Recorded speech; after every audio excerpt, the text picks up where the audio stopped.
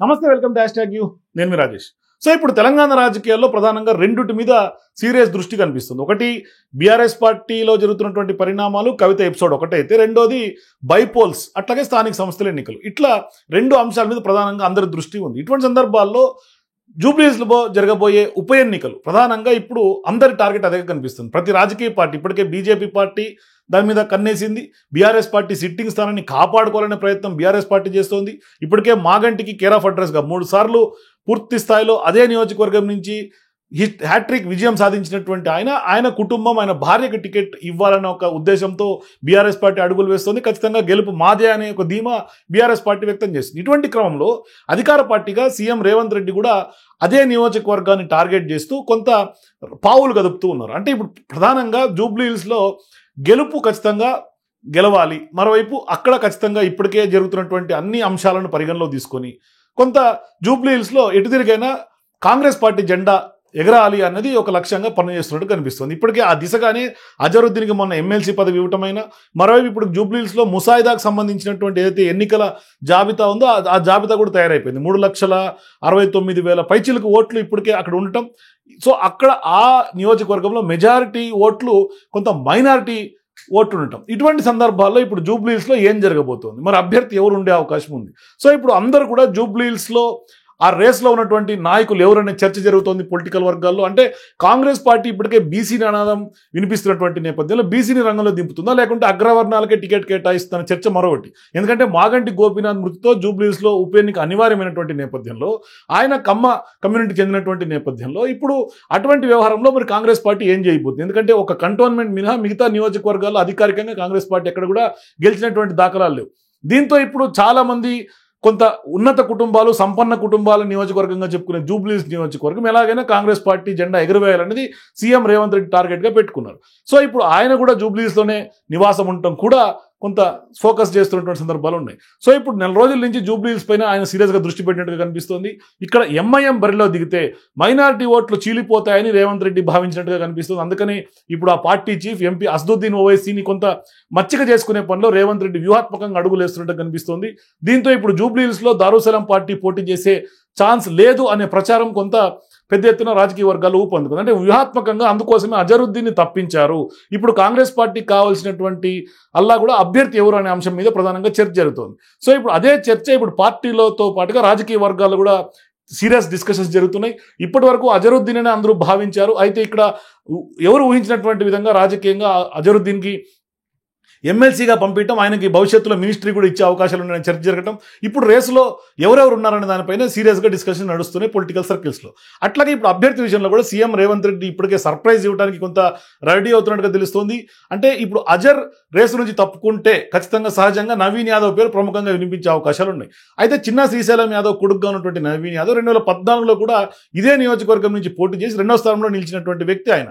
So ఇప్పుడు నవీన్ యాదవ్తో పాటుగా జీహెచ్ఎంసీలో 102వ డివిజన్గా అహ్మద్ నగర్ కార్పొరేటర్గా ఉన్నటువంటి సీఎన్ రెడ్డి పేరు ప్రముఖంగా వినిపిస్తుంది. మరోవైపు పెద్ద ఎత్తున గతంలో మాజీ మేయర్గా పనిచేసినటువంటి బొంతు రామ్మోహన్, ఈయన బీసీ నినాదం ఇప్పుడు కాంగ్రెస్ పార్టీ వినిపిస్తుంది కాబట్టి బీసీ జాబితాలో ఆయన పేరు కూడా ప్రముఖంగా వినిపిస్తుంది. సో ఇప్పుడు బీఆర్ఎస్ నుంచి కాంగ్రెస్లోకి జంప్ అయినటువంటి తొలి కార్పొరేటర్ కూడా సీఎన్ రెడ్డి కాబట్టి ఆయన కూడా కొంత ప్రయత్నాలు ముమ్మరంగా చేశారు.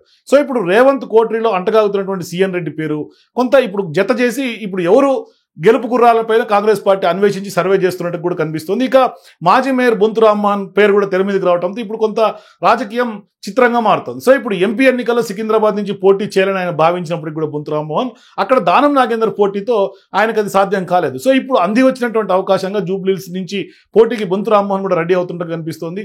బీసీ జపం చేస్తున్నటువంటి కాంగ్రెస్ పార్టీ మరి బీసీ అభ్యర్థిని రంగంలో దింపితే ఖచ్చితంగా లబ్ధి జరుగుతుందని అధిష్టానం భావిస్తోంది. మరి ఇటువంటి సందర్భాల్లో కమ్మ కమ్యూనిటీని కూడా ప్రధానంగా రంగంలో దించే అవకాశాలు కనిపిస్తున్నాయి. మరోవైపు మైనారిటీ ఓట్లు అధికంగా ఉన్నటువంటి నియోజకవర్గంలో రేవంత్ ఏ విధంగా ఎటువంటి నిర్ణయం తీసుకుంటాడనేది కొంత ఆసక్తికరంగా మారింది.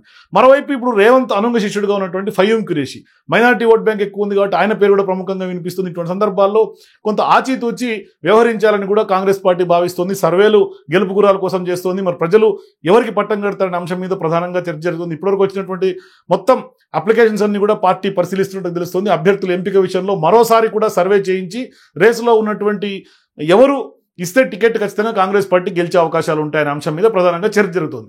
అయితే ఇక్కడ ప్రధానంగా అజరుద్దీన్కి ఎమ్మెల్సీ ఇవ్వటం అంటే ఎంఐఎం కొంత అజరుద్దీన్కి ఎంఐఎంకి కొంత పూర్తి స్థాయిలో వైర్యం ఉంది కాబట్టి అజరుద్దీన్ కనుక పోటీ చేస్తే ఎంఐఎం నుంచి మద్దతు లభించే అవకాశం లేదనే ఉద్దేశంతో అజరుద్దీన్ తప్పించినట్టుగా మనం ఇక్కడ భావించాలి. మరోవైపు అజరుద్దీన్కి ఇప్పుడు ఎమ్మెల్సీ పేరు ప్రకటించినటువంటి నేపథ్యంలో ఎమ్మెల్సీ తర్వాత ఈ జూబ్లీహిల్స్ ఎన్నికల లోపే కొంత ఆయన క్యాబినెట్లోకి తీసుకునే అవకాశాలు ఉన్నట్టుగా కూడా ప్రధానంగా చర్చ జరుగుతుంది. సో ఇప్పుడు దాకా మైనారిటీ వర్గానికి క్యాబినెట్లో చోటు లేదు.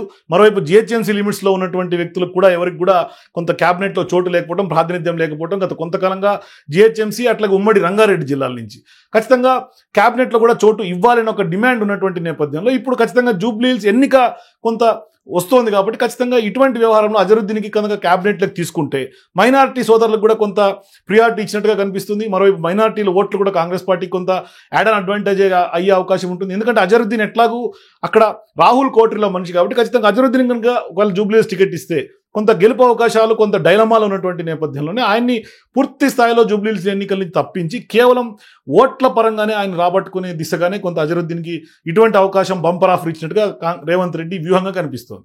సో ఇప్పుడు ప్రధానంగా బొంతు రామ్మోహన, సిఎన్ రెడ్డి, ఫయూమ్ కిరేషియా ఈ ముగ్గురులో అట్లాగే కమ్మ కమ్యూనిటీ నుంచి ఎవరు ఇట్లా 4-5 ఆస్పెక్ట్స్. మరోవైపు ఓసీ కమ్యూనిటీ రోహిన్ రెడ్డి కూడా ప్రధానంగా ప్రముఖంగా పేరు వినిపిస్తుంది. ఇట్లా ఓవరాల్గా చూసుకుంటే ఎవరు గెలిచే అవకాశాలు ఉంటాయి. ఇట్లా సర్వేలను చేసుకున్న తర్వాత 1-2 సర్వేలు Congress party high command survey, CM Revanth Reddy survey ఇవన్నీ చేసిన తర్వాత జూబ్లీహిల్స్లో ఫైనల్ టికెట్ ఎవరికి ఖచ్చితంగా గెలుపు అవకాశాలు ఎంతవరకు ఉంటాయనే అంశాలను అన్ని బేరీజ్ వేసుకొని గెలుపు గుర్రాలకే కాంగ్రెస్ పార్టీ టికెట్ ఇవ్వాలని ఖచ్చితంగా గెలిచి తీరాలనేది రేవంత్ రెడ్డి టార్గెట్గా పెట్టుకున్నట్టు కనిపిస్తుంది. మొత్తం మీద దీనికి ధీటుగా బీఆర్ఎస్ పార్టీ కూడా తగ్గేదేలే అన్నట్టుగా వాళ్ళ మాగంటి సొంత కుటుంబ సభ్యులు వాళ్ళ సొంత భార్యకి మాగంటి సునీతకు టికెట్ ఇవ్వాలనే దిశగా బీఆర్ఎస్ పార్టీ కూడా అడుగులు వేస్తున్నటువంటి నేపథ్యంలో ఇప్పుడు ప్రధానంగా బీఆర్ఎస్ వర్సెస్ కాంగ్రెస్ గానే పోరు కొంత జూబ్లీహిల్స్ బైపోల్ జరిగే అవకాశం ఉంటుంది. బీజేపీ సీరియస్ ప్రయత్నాలు చేస్తున్నప్పటికీ ఇప్పటికే దాని మీద జూబ్లీహిల్స్ మీద కొంత కమిటీ కూడా వేసినప్పటికీ కూడా పెద్ద ఆశించిన స్థాయిలో బీజేపీ ఇక్కడ అర్బన్ ఓట్ బ్యాంక్ ఉన్నప్పటికీ కూడా కొంత ఆశించిన స్థాయిలో రిజల్ట్స్ ఎక్స్పెక్ట్ చేసే అవకాశం లేదు. ఎందుకంటే